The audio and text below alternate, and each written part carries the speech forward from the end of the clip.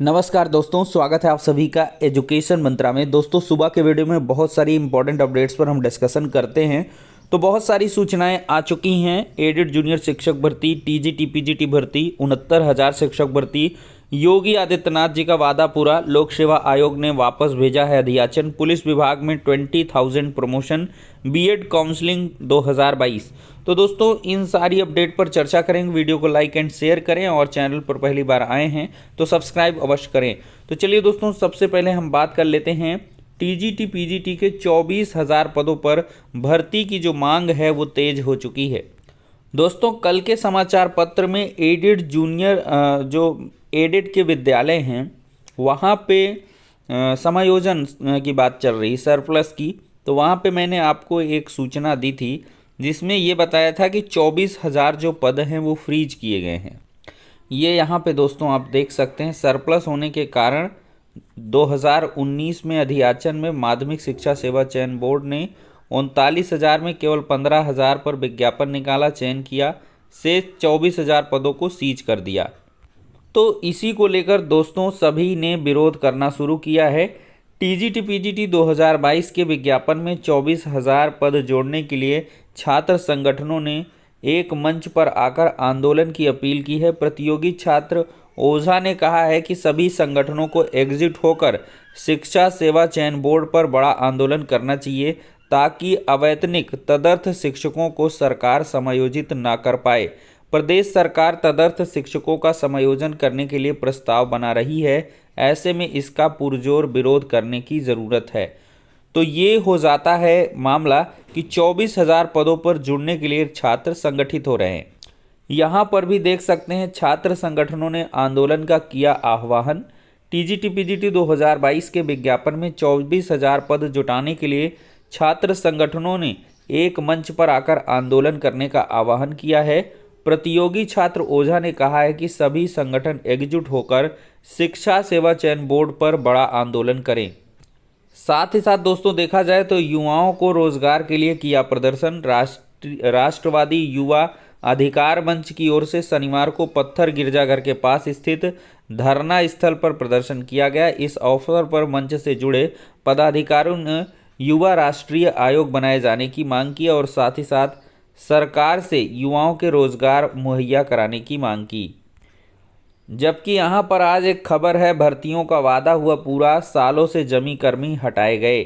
यहाँ पर देखा जाए तो मुख्यमंत्री योगी आदित्यनाथ ने 6 माह में सरकारी नौकरी देने का जो वादा किया था, देखा जाए तो उसे केवल यूपी SSSC ने ही अपने दम पर पूरा कर दिया है। आयोग एएनएम के 8,831 पदों पर नियुक्ति प्रक्रिया पूरी कर चुका है।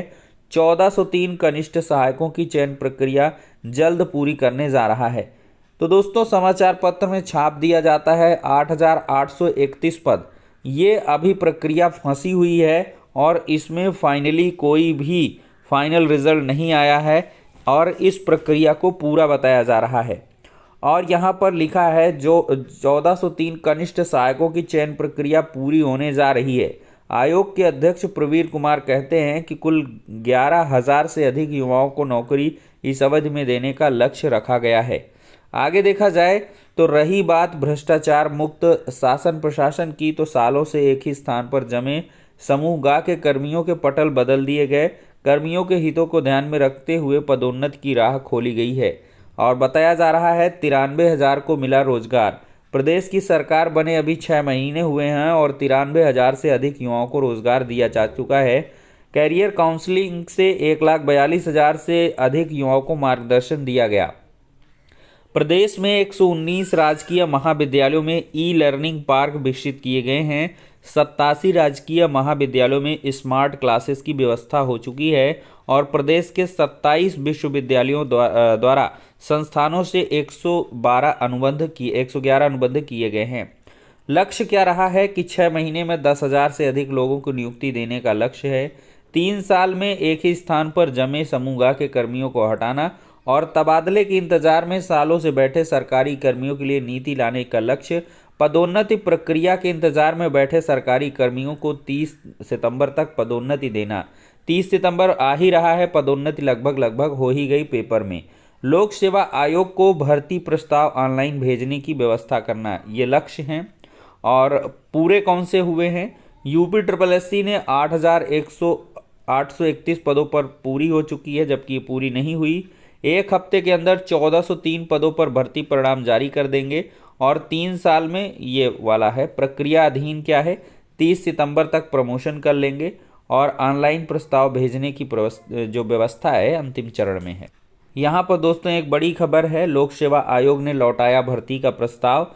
सचिवालय में समीक्षा अधिकारी लेखा के पदों पर भर्ती के लिए लोक सेवा आयोग को प्रस्ताव भेजा गया था। आयोग ने के परीक्षा नियंत्रक अजय कुमार तिवारी ने भर्ती प्रस्ताव वापस करते हुए इसमें योग्यता की स्थिति पूरी तरीके से साफ करने को कहा है।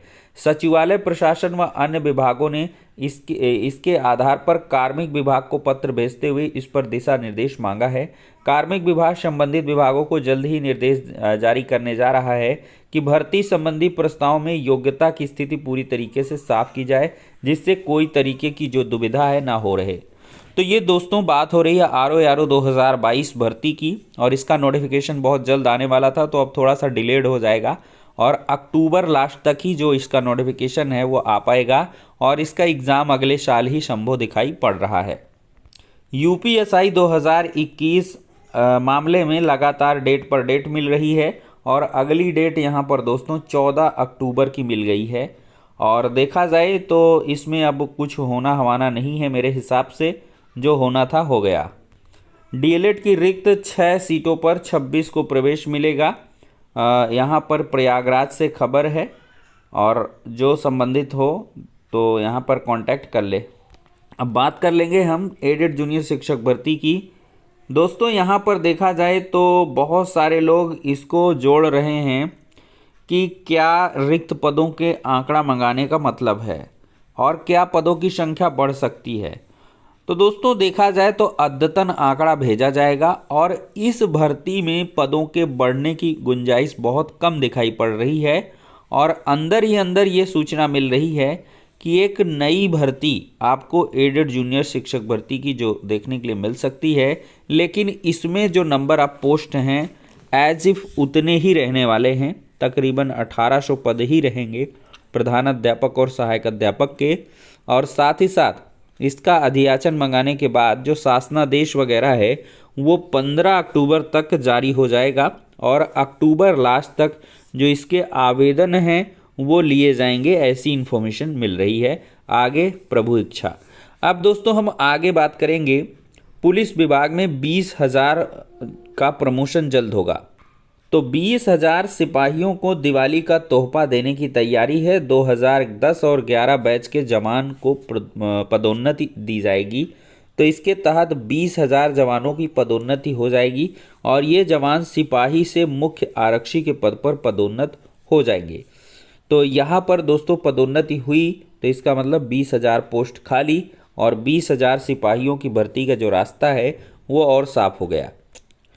बात करेंगे 69,000 शिक्षक भर्ती में आरक्षण की विसंगति को लेकर सौंपा ज्ञापन।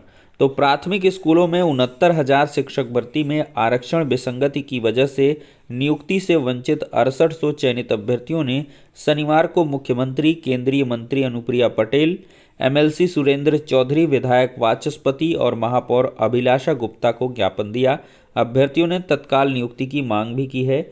ज्ञापन देने वालों में ये सब रहे हैं और इनके मुताबिक मुख्यमंत्री के आदेश पर जनवरी में आरक्षण विसंगति की वजह से नियुक्ति से वंचित अभ्यर्थियों की सूची जारी हुई, लेकिन अभी तक उनको नियुक्ति नहीं मिल पाई है।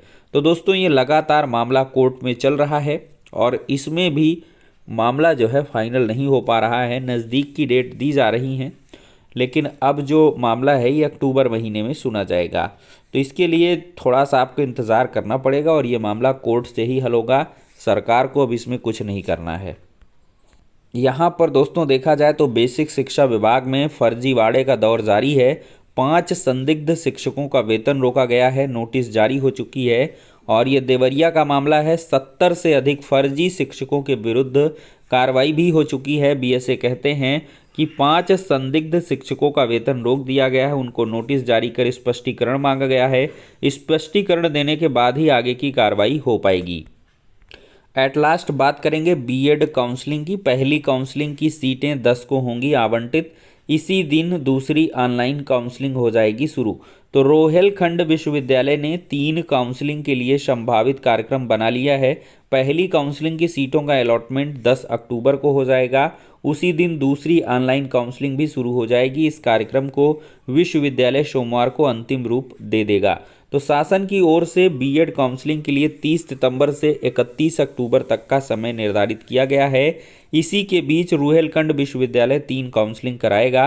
पहली काउंसलिंग की प्रक्रिया 30 सितंबर से 10 अक्टूबर तक चलेगी। 9 अक्टूबर को विद्यार्थी पसंदीदा कॉलेज में सीट बुक करेंगे। उसके अगले दिन अलॉटमेंट हो जाएगा। दूसरे चरण की काउंसलिंग 10 अक्टूबर से 19 अक्टूबर तक चलेगी और चौथी काउंसलिंग दिवाली के बाद होगी। प्रोसेसिंग फ़ी है वो 650 रुपये देनी होगी।